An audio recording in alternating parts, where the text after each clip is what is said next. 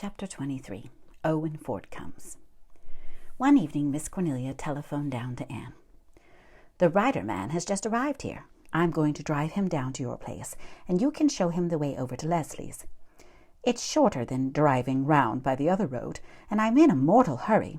The Reese baby has gone and fallen into a pail of hot water at the glen, and got nearly scalded to death, and they want me right off, to put a new skin on the child, I presume. Mrs. Reese is always so careless, and then expects other people to mend her mistakes. You won't mind, will you, dearie? His trunk can go down tomorrow." "Very well," said Anne. "What is he like, Miss Cornelia?" "You'll see what he's like outside when I take him down. As for what he's like inside, only the Lord who makes him knows that. I'm not going to say another word, for every receiver in the glen is down." Miss Cornelia evidently can't find much fault with Mr. Ford's looks, or she would find it in spite of the receivers, said Anne. "I conclude, therefore, Susan, that Mr. Ford is rather handsome than otherwise." "Well, Mrs. Doctor, dear, I do enjoy seeing a well-looking man," said Susan candidly. "Had I not better get up a snack for him? There is a strawberry pie that would melt in your mouth." "No, Leslie is expecting him, and has his supper ready. Besides, I want that strawberry pie for my own poor man. He won't be home till late, so leave the pie and a glass of milk out for him, Susan." "That I will, Mrs. Doctor, dear. Susan is at the helm. After all, it is better to give a pie to your own men than to strangers, who may be only seeking to devour, and the doctor himself is as well-looking a man as you often come across." When Owen Ford came, Anne secretly admitted, as Miss Cornelia towed him in, that he was very well-looking indeed. He was tall and broad-shouldered, with thick brown hair, finely cut nose and chin, large and brilliant dark gray eyes. "And did you notice his ears and his teeth, Mrs. Doctor, dear?" queried Susan later on. "He has got the nicest shaped ears I ever saw on a man's head. I am choice about ears. When I was young, I was scared that I might have to marry a man with ears like flaps, but I need not have worried, for never a chance did I have with any kind of ears." Anne had not noticed Owen Ford's ears, but she did see his teeth, as his lips parted over them in a frank and friendly smile.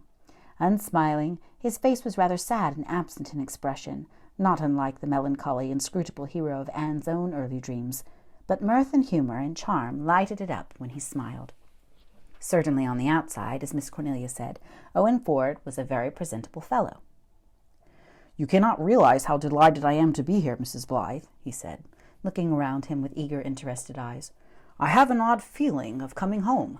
My mother was born and spent her childhood here, you know. She used to talk a great deal to me of her old home. I know the geography of it as well as of the one I lived in. And of course she told me the story of the building of the house, and of my grandfather's agonized watch for the Royal William. I had thought so old a house must have vanished years ago, or I should have come to see it before this." "Old houses don't vanish easily on this enchanted coast," smiled Anne. "This is a land where all things always seem the same, nearly always at least.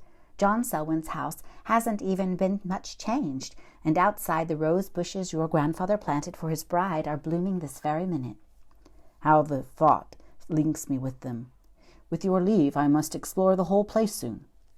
"Our latchstring will always be out for you," promised Anne. "And do you know that the old sea captain who keeps the Four Winds Light knew John Selwyn and his bride well in his boyhood? He told me their story the night I came here, the third bride of the old house." "Can it be possible? This is a discovery. I must hunt him up." "It won't be difficult. We are all cronies of Captain Jim. He will be as eager to see you as you could be to see him. Your grandmother shines like a star in his memory. But I think Mrs. Moore is expecting you. I'll show you our Crosslots road." Anne walked with him to the house up the brook, over a field that was as white as snow with daisies. A boatload of people were singing far across the harbor. The sound drifted over the water like faint, unearthly music wind-blown across a starlit sea. The big light flashed and beaconed. Owen Ford looked around him with satisfaction. "And so this is Four Winds," he said. "I wasn't prepared to find it quite so beautiful, in spite of all Mother's praises. What colors, what scenery, what charm! I shall get as strong as a horse in no time, and if inspiration comes from beauty, I should certainly be able to begin my great Canadian novel here." "You haven't begun it yet?" asked Anne. "Alack-a-day, no. I've never been able to get the right central idea for it. It lurks beyond me. It allures and beckons and recedes. I almost grasp it, and it is gone. Perhaps amid this peace and loveliness I shall be able to capture it. Miss Bryant tells me that you write. Oh, I do little things for children. I haven't done much since I was married, and I have no designs on a great Canadian novel, laughed Anne. That is quite beyond me. Owen Ford laughed too. I dare say it is beyond me as well. All the same, I mean to have a try at it some day, if I can ever get time. A newspaper man doesn't have much chance for that sort of thing. I've done a good deal of short story writing for the magazines, but I've never had the leisure that seems to be necessary for the writing of a book. With 3 months of liberty, I ought to make a start of it, though. If I could only get the necessary motif for it, the soul of the book. An idea whisked through Anne's brain with a suddenness that made her jump, but she did not utter it, for they had reached the Moore house. As they entered the yard, Leslie came out on the veranda from the side door, peering through the gloom for some sign of her expected guest. She stood just where the warm yellow light flooded her from the open door. She wore a plain dress of cheap, cream-tinted cotton voile, with the usual girdle of crimson. Leslie was never without her touch of crimson. She had told Anne that she never felt satisfied without a gleam of red somewhere about her, if it were only a flower. To Anne it always seemed to symbolize Leslie's glowing, pent-up personality, denied all expression save in that flaming glint. Leslie's dress was cut a little away at the neck and had short sleeves. Her arms gleamed like ivory-tinted marble. Every exquisite curve of her form was outlined in soft darkness against the light. Her hair shone in it like flame. Beyond her was a purple sky flowering with stars over the harbor. Anne heard her companion give a gasp.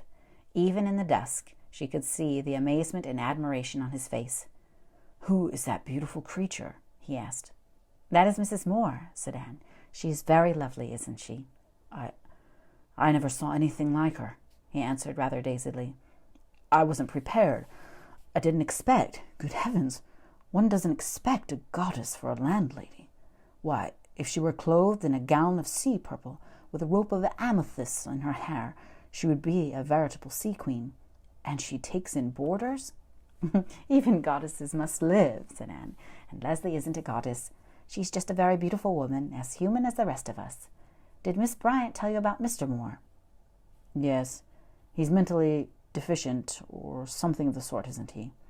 But she said nothing about Mrs. Moore. I supposed she'd be the usual hustling country housewife who takes in boarders to earn an honest penny." "Well, that's just what Leslie is doing," said Anne crisply. "And it isn't altogether pleasant for her either. I hope you won't mind Dick. If you do, please don't Leslie see it. It would hurt her horribly.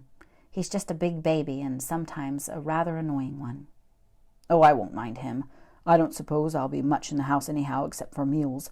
But what a shame it all is. Her life must be a hard one." "It is. But she doesn't like to be pitied." Leslie had gone back into the house and now met them at the front door. She greeted Owen Ford with cold civility and told him in a business-like tone that his room and his supper were ready for him. Dick, with a pleased grin, shambled upstairs with the valise, and Owen Ford was installed as an inmate of the old house among the willows.